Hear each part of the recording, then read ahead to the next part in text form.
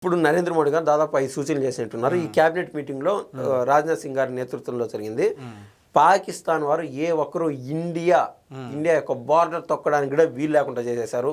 Even VIP పాసులు కూడా మొత్తం రెస్ట్రిక్ట్ చేసేశారు. పాకిస్తాన్ సంబంధించి ఇక్కడ ఏదైతే హైయర్ ఆఫీషియల్స్ ఉంటారో అంటే ఎంబసీ అంటారు కదా, అటువంటి వాళ్ళందరినీ బయటికి పంపించేస్తున్నారు నరేంద్ర మోడీ గారు. ఈ పరిణామం అంతా ఏ విధంగా ఉంటుందంటే గతంలో పుల్వామా దాడి జరిపినారు. మనం చూస్తే అర్థమవుతుందంటే దాదాపు 20-25 మంది దాకా అప్పుడు కూడా మొత్తం మిలిటరీ ఆఫీసర్స్ చనిపోయినారు. ఉన్న పలంగా బాంబులు పెట్టి పేల్చారు.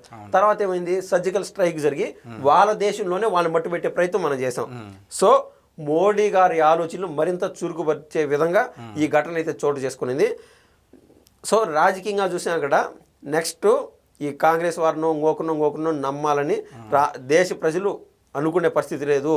అదేవిధంగా ఇప్పుడు హిమాలయాస్లో మొదలవుతుంది సింధు జలాలు.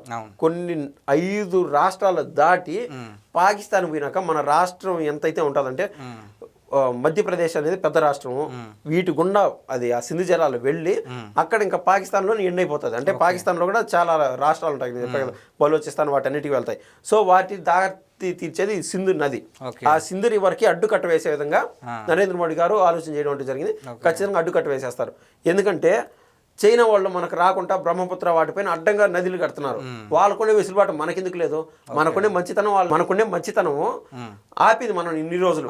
ఇంకా మన దేశస్తులు ఉపేక్షించే పరిస్థితి అంటూ ఉండదని నేనైతే అనుకుంటున్నాను.